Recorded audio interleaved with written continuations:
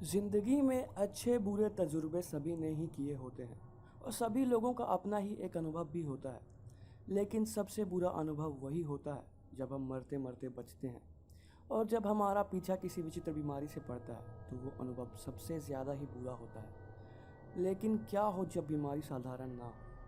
क्या हो जब बीमारी का केंद्र काला जादू? दोस्तों, स्वागत है आपका हमारे यूट्यूब चैनल प्रेतयूनी पर। और आज की कहानी है सुरेश की। सुरेश जिसके ऊपर उसकी बुआ ने ही करवा दिया काला जादू। दरअसल सुरेश बैंक में मैनेजर की पोस्ट पर था तो उसके पास बहुत सारे रिश्ते आया करते थे।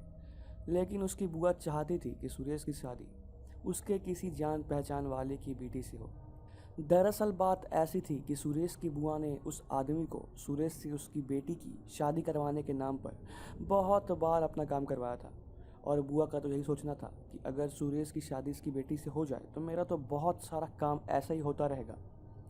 लेकिन सुरेश को उसकी बेटी पसंद नहीं थी और एक दिन जब बुआ सुरेश के पिता से रिश्ते की बात करने आई तो वहाँ सुरेश भी मौजूद था। दोनों लोगों में झगड़ा शुरू हो गया। सुरेश ने बुआ को इस बात को लेकर काफ़ी कुछ कह दिया। सुरेश ने कहा कि आप अपना काम निकलवाने के लिए मुझे सूली पर क्यों टांग रही हैं?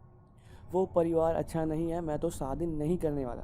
तो उसकी बुआ को गुस्सा आ गया और उन्होंने गुस्से में कहा कि तेरी तो अब शादी ही नहीं होने दूंगी, देखता जा तू। इतना बोलकर बुआ घर से निकल गई। दोस्तों, आजकल की सच्चाई यही है।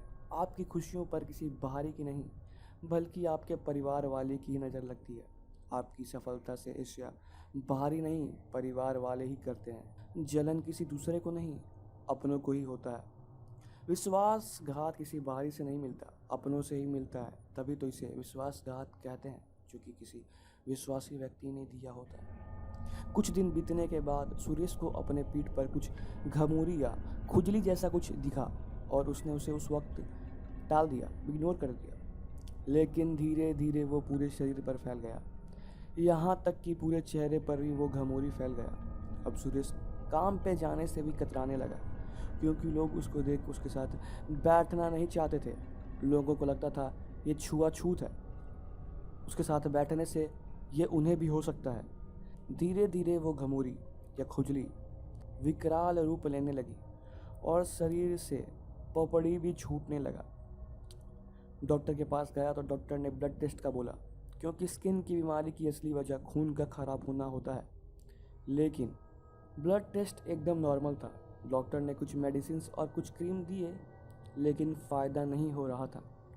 अब सुरेश का शरीर काफ़ी भयंकर दिखने लगा था। वो एक शैतान की तरह दिखने लगा था। पूरे शरीर से चमड़ी की पपड़ी छूट रही थी, वो भी काले और हरे रंग की। ऐसा लग रहा था जैसे सांप अपनी चमड़ी छोड़ रहा हो। माँ बाप को कुछ समझ नहीं आ रहा था कि हो क्या रहा है। घर वाले पूरे परेशान थे। सुरेश तो कमरे में बस रोया करता था। सुरेश का शरीर अब और भी खराब होते जा रहा था। शरीर सूख भी रहा था और अजीब घिनौना सा दिख रहा था। शरीर से मवाद और पस भी आने लगा था। और अब वही हो रहा था जो उसकी बुआ ने कहा था। सुरेश की सगाई भी टूट गई। आखिर कौन सा बाप अपनी बेटी को किसी मरीज के हाथों सौंपेगा? माँ बाप ने किसी तंत्र ज्ञाता से बात की। उसने स्पष्ट रूप से कहा कि मैं इसमें कुछ नहीं कर सकता। किसी ने तो सुरेश की आत्मा को शैतान को भेज दे दिया है। अब इसमें अगर मैं हाथ डालूं तो मैं तो जिंदा ही नहीं बचूंगा। ऐसा कहकर तांत्रिक ने इस मामले से खुद को पीछे कर लिया। पूरे घर में मातम जैसा माहौल था।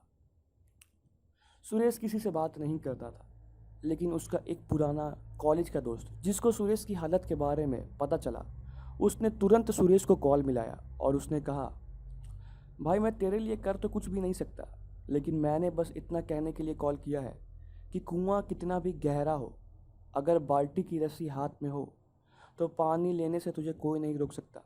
लेकिन अगर किसी के बहकावे में आके धीरज खोएगा और रस्सी छोड़ देगा तो फिर तो बाल्टी हाथ से गई और पानी भी गई। दरअसल वो दोस्त ने ये उदाहरण उसको ये समझाने के लिए दिया था कि भगवान का साथ मत छोड़ना। उन तक आवाज़ पहुंचने में देर भले हो जाए, लेकिन जिस दिन भी आवाज़ पहुंचेगी तो उस दिन से निराश नहीं रहेगा। ये बात सुरेश के अंतरात्मा तक पहुंच गई और उसकी आंखों से आंसू आ गए। उसने श्री राम भक्त हनुमान से प्रार्थना करने का संकल्प किया। वो रात को मंदिर जाता, ताकि कोई उसको देख नहीं सके, और मंदिर में बैठ बस हनुमान जी की मूर्ति के आगे रोता और हनुमान चालीसा का पाठ करता। हनुमान जी से हमेशा विनती करता कि प्रभु मुझे ठीक कर दें। मंगलवार की रात थी और सुरेश मंदिर गया। काफ़ी लोग मंदिर में बजरंगबली को सिंदूर का चोला चढ़ा रहे थे। सुरेश बाहर ही उन सब के जाने का इंतजार कर रहा था। उनके जाने के बाद सुरेश आज सबसे पहले बजरंगबली के प्रतिमा के चरणों में सिर पटकने लगा और रोने लगा। फिर चुप होकर चालीसा का पाठ किया और घर को निकला। घर आकर देखा तो मूर्ति में लगा सिंदूर उसके सर पर लग गया है। उसने उस पर ध्यान नहीं दिया। वो काफ़ी दुखी था और सो गया। सुबह उठकर देखा तो मुंह से चीख निकल गई। माँ रोती बिलखती आई तो उनकी आंखों पर यकीन न हुआ। सुरेश ने कहा कि जहाँ जहाँ मुझे बजरंगबली के चरणों के सिंदूर लगे थे, वो सतह, वो स्किन बिल्कुल ठीक हो रही है। ये एक करिश्मा था। फिर क्या था, सुरेश रात को मंदिर जाता और बजरंगबली के चरणों की सिंदूर पूरे शरीर पर मलता, हनुमान चालीसा का पाठ करता और घर आ जाता। देखते देखते कुछ ही दिनों में सुरेश का शरीर ठीक होने लगा था। शरीर में नई चमड़ी की परत आने लगी थी। हनुमान जी के प्रति उसकी आस्था काफ़ी मजबूत हो गई और वो अब घंटों बैठकर राम नाम जपने लगा। बुआ को जैसे खबर मिली कि सुरेश को किसी ने ठीक कर दिया है, वो बौखला गई। उसने सोचा कि किसने ठीक कर दिया? ये तो एक ऐसी काली क्रिया थी जिसका कोई उपचार नहीं था। फिर ये हुआ कैसे? और उसने फिर से उस पर वही काली क्रिया करनी चाहिए। लेकिन अब जिसके चारों तरफ राम नाम हो तो उसकी रक्षा हनुमान ना करे, ऐसा हो ही नहीं सकता। काली क्रिया उल्टी पड़ गई और इधर सुरेश तो ठीक हो गया, लेकिन बुआ की कुछ महीनों बाद मौत हो गई। दोस्तों, इसलिए गोस्वामी तुलसीदास जी ने कहा है कि नाशे रोग हरे सब पीड़ा, जपत निरंतर हनुमत बीरा। दोस्तों, आपको वीडियो कैसी लगी? अगर अच्छी लगी तो लाइक ज़रूर करें और अगर हो सके तो कमेंट बॉक्स में जय श्री राम ज़रूर लिखें। धन्यवाद।